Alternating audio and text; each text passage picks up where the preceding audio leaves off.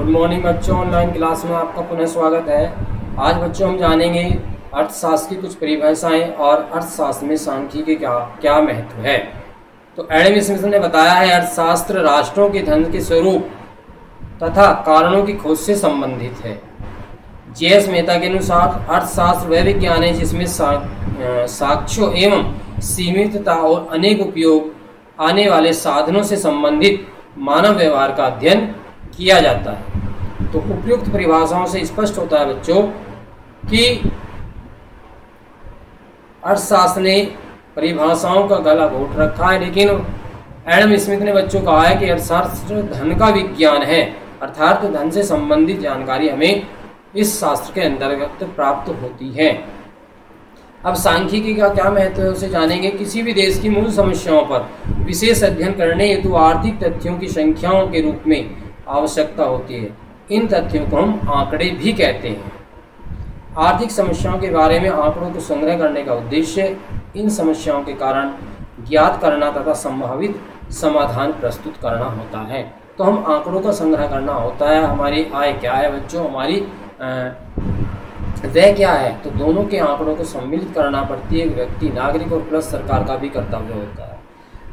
इसलिए हम निर्धनता के कारण अनेक समस्याएं जो उत्पन्न होती हैं उनका विश्लेषण करना चाहते हैं। उसकी व्याख्या के विभिन्न कारक हो सकते हैं, जैसे निरक्षरता, बेरोजगारी, प्रौद्योगिकी का निम्न स्तर आदि जो है हमारी निर्धनता के कारण हो सकते हैं। अब उसका विश्लेषण करने के साथ साथ हमें यह भी देखना होता है कि उसका उन्मूलन, उसकी समाप्ति हम कैसे कर सकते हैं। तो अर्थशास्त्र में ऐसे उपायों को नीति कहते हैं बच्चों। तो इससे स्पष्ट होता है कि किसी भी समस्या के समाधान हेतु नीतियां जब तक नहीं बनाई जा सकती जब तक कि उस समस्या से संबंधित आंकड़ों का विश्लेषण न किया जाए। इसलिए अर्थशास्त्र व सांख्यिकी में अति आवश्यक है। अब प्रश्न उठता है, सांख्यिकी क्या है। तो सांख्यिकी आंकड़ों का संग्रहण, वर्गीकरण, प्रस्तुतिकरण तथा विश्लेषण है।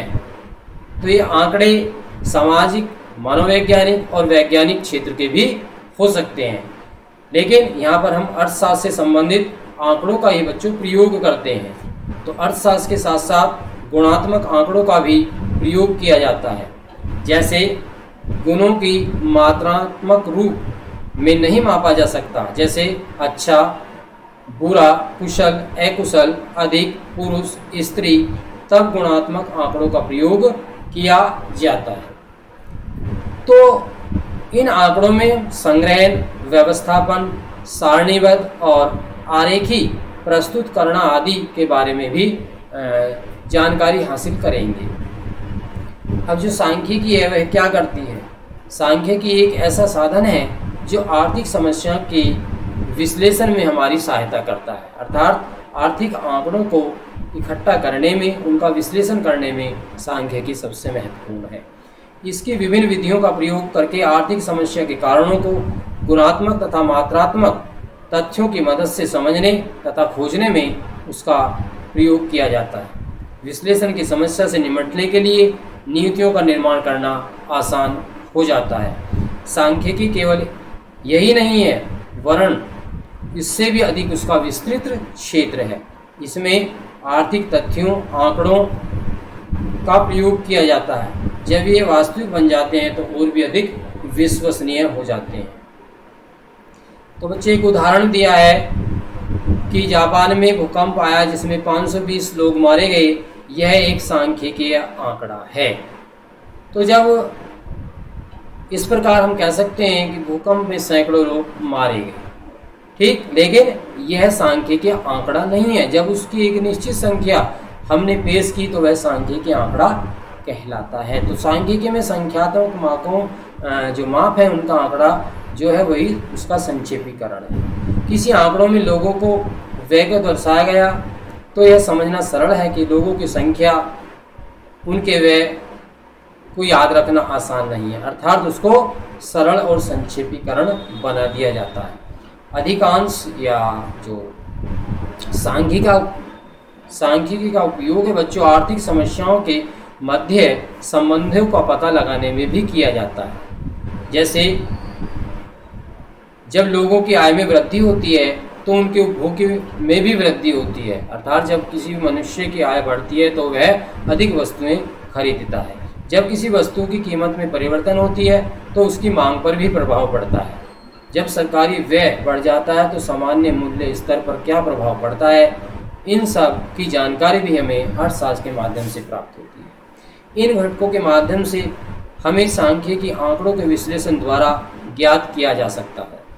यदा कदा विश्लेषक एक काल्पनिक संबंध भी मानते हैं जिसे हम बच्चों परिकल्पना भी कह सकते हैं। तो इस परिकल्पना की सांख्यिकीय विधियों द्वारा परीक्षण करके वैधता और सत्यता के अंतर्गत हम बच्चों जाते हैं। तो अर्थशास्त्र में इन तथ्यों का सिद्ध करना चाहते हैं कि किसी भी कारक के परिवर्तन अथवा उसमें परिवर्तन होने पर निकट भविष्य में आय पर, मानव की आय पर क्या प्रभाव पड़ता है।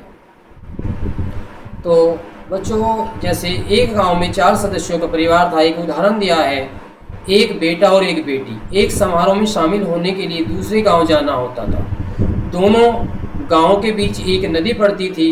उस दिन कोई नाविक नहीं आया। परिवार नदी के किनारे पहुंचा। पिता को नदी की औसत गहराई ज्ञात थी। उसने अपने सदस्यों को सीमित ऊंचाई ज्ञात की कि नदी की गहराई कितनी अधिक है।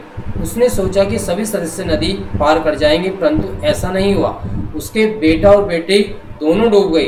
दोनों बालक थे, उनकी ऊंचाई औसत से कम थी। माता पिता बहुत दुखी हुए।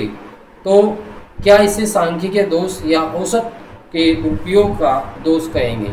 तो बच्चों, इस जो एक कहानी है इससे जानकारी प्राप्त होती है कि जो पिता है वह सांख्यिकीय आंकड़ों को सही से मापने में विफल रहा।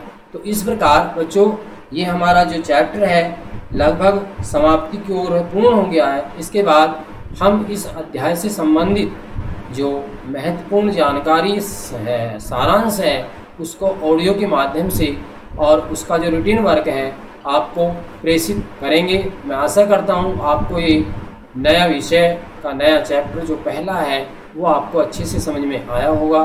धन्यवाद।